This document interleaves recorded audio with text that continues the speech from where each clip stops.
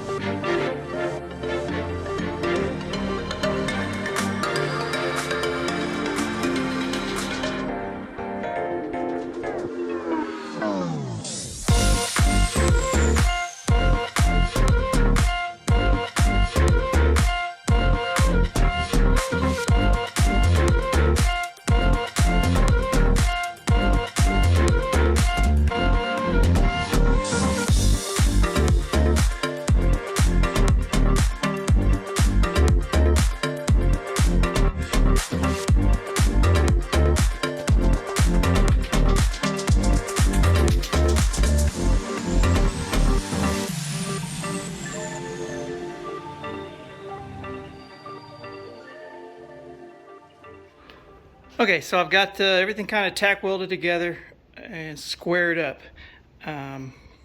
So now I'm going to work on putting the cross pieces in and then also squaring up these faces. Now, one thing you'll notice I have a string on here. One of the most important parts of this is obviously the doors are going to have to seal up against this surface, which means this front of this thing has to be completely straight. So I just went ahead and stuck a string on there, and you can see it's making contact all the way across, so it's just perfectly straight. So now whatever I do, the back is not near as important as the front. So from moving forward, I'm going to weld across, pieces going across here, and I'm going to make sure the front is perfectly level, straight up and down, and that it stays right on that string.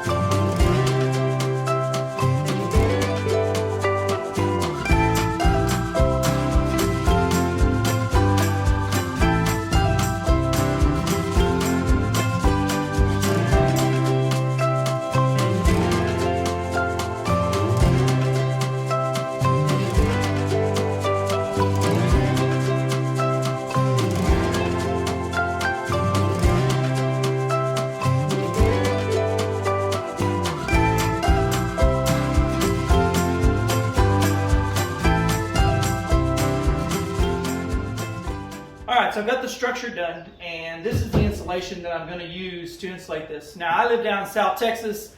During the summertime, we get pretty hot down here anyway, so I probably don't really need all this to maintain 100 to 150 degrees inside here, but better safe than sorry. So what I've got here is I've got a 2-inch foam piece and then this 1-inch, both being rigid.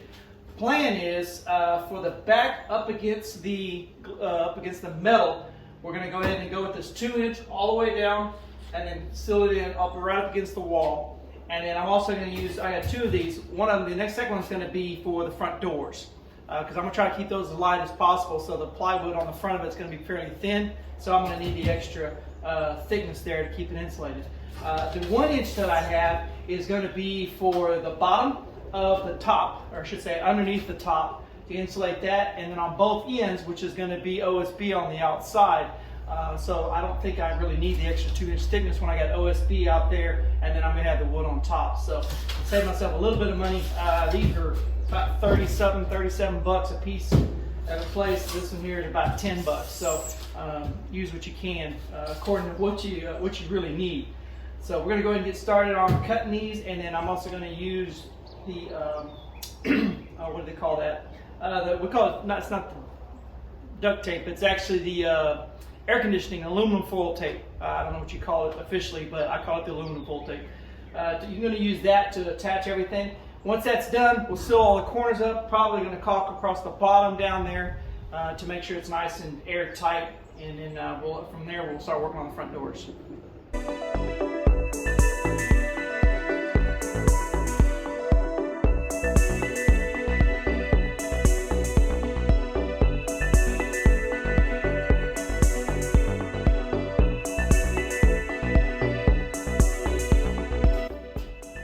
For all you 20-somethings out there, this is called a hand saw. It's what you used to have to cut wood with when you didn't have a circular saw.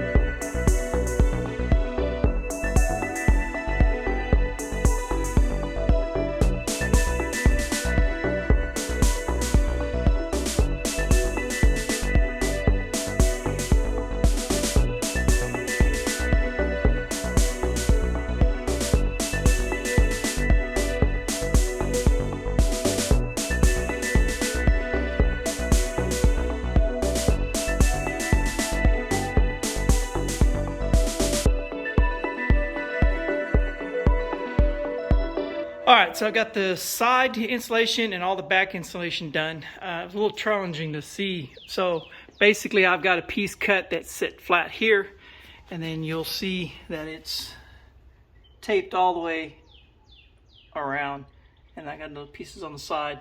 The key is obviously to tape it all the way up to make sure that it's nice and airtight. So pretty good. I think, you know, it's all going to be covered up, so you're not going to see all of it. The important part is really for it to be all sealed up. So I've got that part done. Now I need to work on filling in or insulating underneath here. I think what I'm going to do to save myself some time, I'm probably going to go ahead and just cut it at 36 inches or just under 36 inches and put it in here so that it sits on top of that. And then all I probably need to do is a couple of little boards going across just to hold it up, because that thin stuff's not going to stay up there on its own. So probably just put a couple boards here just to hold it up all the way across. But doing it that way, I don't have to worry about trying to tape it in here and all that stuff. I can just set it in there because it's going to be sealed once I put all the wood down and screw it down there. It's going to be sealed pretty tight. So I think we're going to just put it down there, and then we'll just tape it all the way around the top part, and then that should seal it airtight there, I think.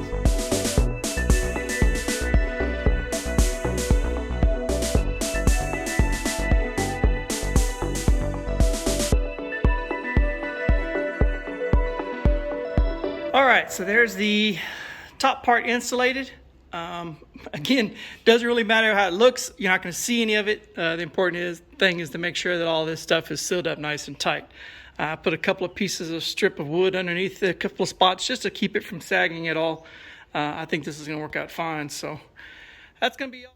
All right, so today we're going to get on with making our doors for the front here. Put a lot of thought into this and trying to use the material that I have available to me. So what I decided to do is going to make two doors, one on each side, that are removable. The problem with having one that slides is you have to be able to seal the bottom, and I didn't really want to be able to, you know, slide it out and then that mess up the bottom of that thing. So what I think I'm going to try, this may change later, but what I think I'm going to try is make where I set it in, lean it up against it, and then I'll have some way for it to lock up against this here. And then that will give me the ability to overlap and then to seal against this surface there, and then obviously seal down to the ground. So I'll be able to set the bottom in, lean it in, it'll be nice and tight. So material-wise, what I have available is more of this 2-inch. I do not have enough to make the whole frame out. So my local metal place, they're out of it, so I didn't want to wait anymore. So I have some 1-inch tubing as well. So what I believe I'm going to do is I'm going to make the uprights and the bottom out of the 2-inch. That will give me somewhere to put the 2-inch foam in there. And then the top piece, which is basically just holding the wood that's going to be on the face of it up there, that top piece will be made out of 1-inch. It really doesn't support anything other than the wood itself. So that's what we're going to go ahead and start working on today. One thing that I did think about is instead of building it and then trying to put it in here, I'm going to put it into place, each piece, put a space in there and clamp it into place and then build it into place so that it is a perfect fit for what's here, not what I think is here. Meaning I can take measurements and then hopefully, you know, hope everything's perfectly squared compared to the door I make, or I can put both doors on here, clamp them into place, make sure they're perfectly spaced like I want them to be spaced so they fit nice and snug in here, and then go ahead and finish welding them out. So that's going to be the plan.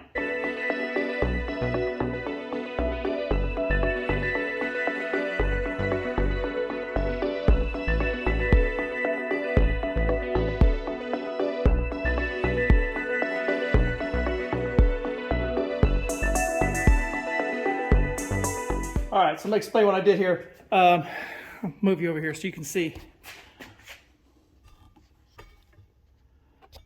All right, so these are the two center pieces. I wanted them to be from the floor all the way up, and then they're going to help support the center of the workbench when I'm working on it. So what I've done is I've taken off, I left the face of it at the 30 inches that I need, and then I've angled it just a little bit. And the reason I put them on here and squared it up because I want to make sure they're both the exact same. So when I put them in there, they're both supporting it the same amount. So what I did is I've actually just ground off here and then squared it up to this one and then ground them off both the same. So I got basically the same angle so they'll lean in there and hold it nice and tight.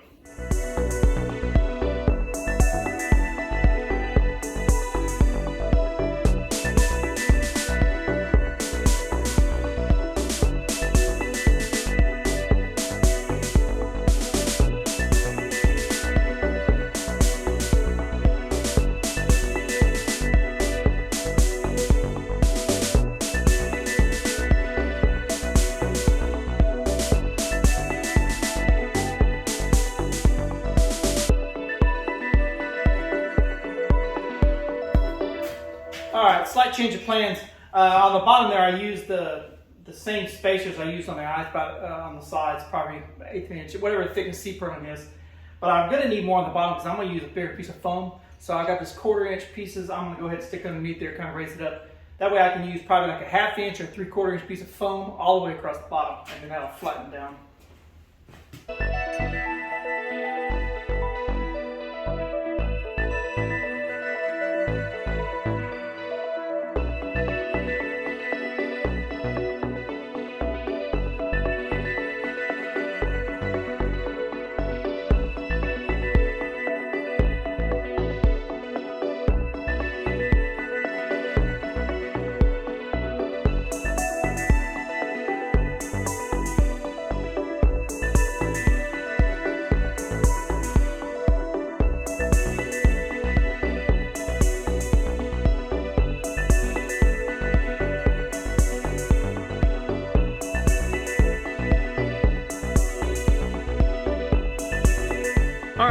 So I got both of these put together and sealed up, so that's good to go.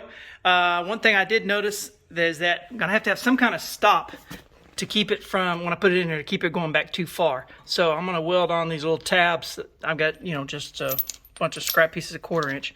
I'm just gonna weld on tabs, bottom, top, you know, just kind of across here to make sure that it has something to lean up against. That way when I latch it into place somewhere, however I do that, it has something to hold up against. That'll keep it in there. So I'm gonna go ahead and weld those things on now.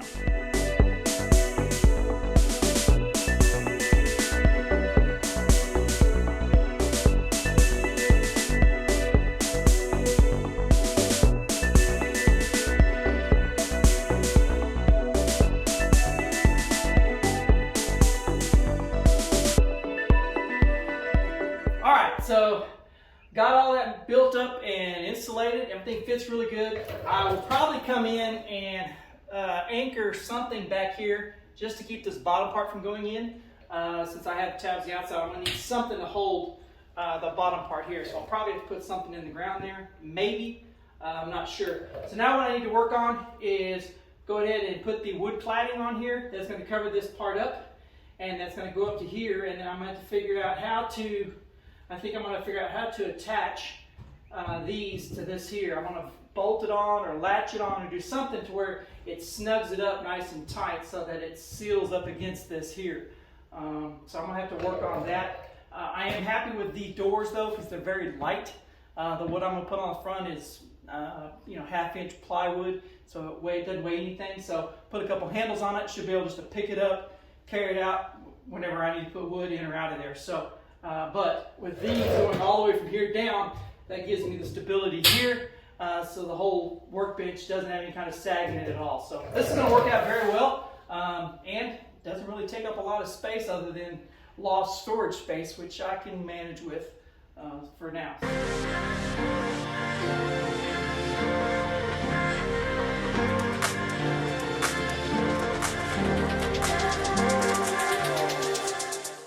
All right, so the plan is this. I'm going to drill a hole big enough to put this whole nut inside here, and then we're going to weld the nut fairly flush as we can get it in here.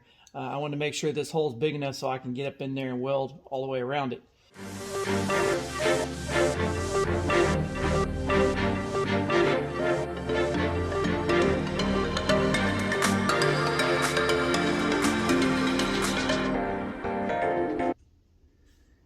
Yeah, it's angled, the nut's angled out a little bit. All right, so moving forward on the other two I'm going to do, I think what I'm going to do is drill the hole, put the nut in, screw this to this, and then tack it to this last. I should have done this last and not the other way. I did it backwards. So we'll see if we can get this fixed. Yeah, we're going to cut this off.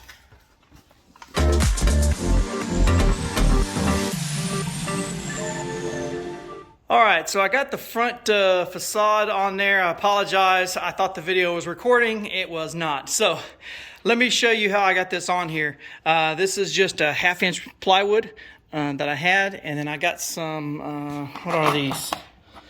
inch and 7/16. These are wood to metal screws.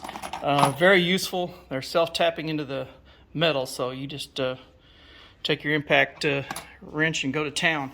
So what I did was, you saw me, I've got these tabs all welded on there, and just a little cutout. And so this one overlaps the center beam here, and I'll show you that in a little bit, so that it holds everything together. And then I'm going to go ahead and put the gasket material above it where you see the line there, and then down this side. What I've got for gasket material that we're going to try out, this is actually camper shell foam sealer. So it's got self-adhesive on the bottom, and so it's about, I don't know, 1.5 inches wide or so, maybe 1 3/8. So we're going to try to put that on there because I really didn't want it that thick because I've got a very tight fit. So with the ability to adjust how far I suck it in with the screws, I think this is going to work out really well. So.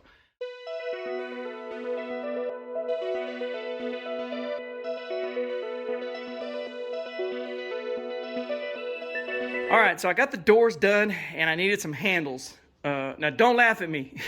I didn't have any handles.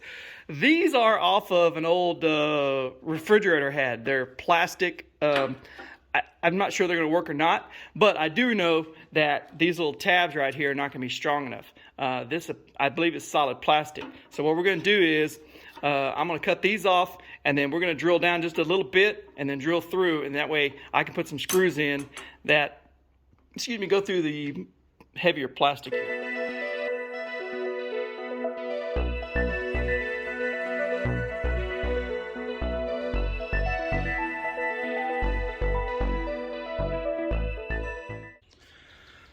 All right, so those handles worked out a heck of a lot better than I even anticipated. I just used regular wood glue, screwed them on, and then obviously glued them down first. So that gives me plenty of handle. I can use both hands to pick it up if I need to.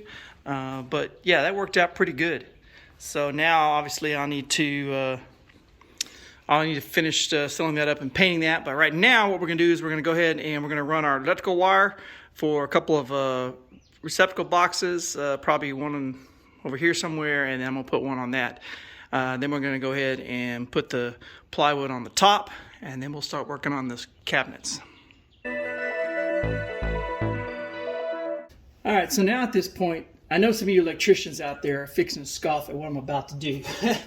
Normally, you're going to put your little cable clamp in here that the Romex runs through, and then that holds it tight, keeps it from moving around, and you don't damage it here. I don't have one with me right now, so what I'm going to do is I'm going to go ahead and run it for now, and then I'll come back after I get it going to town and pick those up. I'll come back and replace them. But for now, I want to get this run so that I can go ahead and get this installed. That way I can go ahead and get the top finished.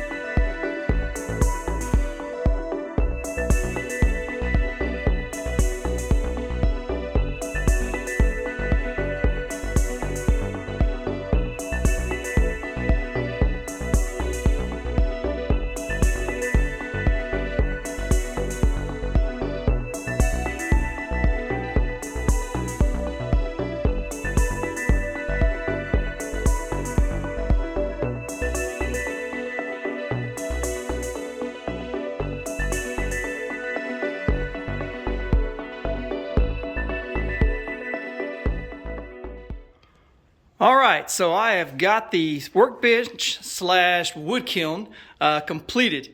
Well, constructed. Obviously, I still got to come in and paint and clean all that up. But I want to go ahead and show you what the finished product looked like. Pretty happy with it. Very happy, actually. It's very sturdy. I can, as you can see, I can stand on top of it without any issues.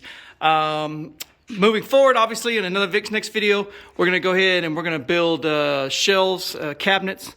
Not just shelves, but cabinets and drawers all across this entire thing here. But we'll do another video for that. But for now, I just wanted you to see what the progress was on this. Obviously, I've got to order. I've got my dehumidifier, my heat source, temperature controller, all of that stuff on order. Probably going to come in next week or so. And then I will go ahead and put in my first piece of wood, which is going to be, I got stuff in the way. It's going to be this elm right here.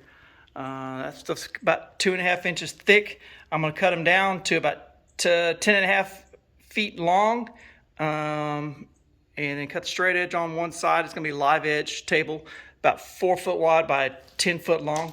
So going to get those cut, and then we're going to get those in, and that's going to be the first thing we're going to get into our kiln here, probably toward the middle of next week.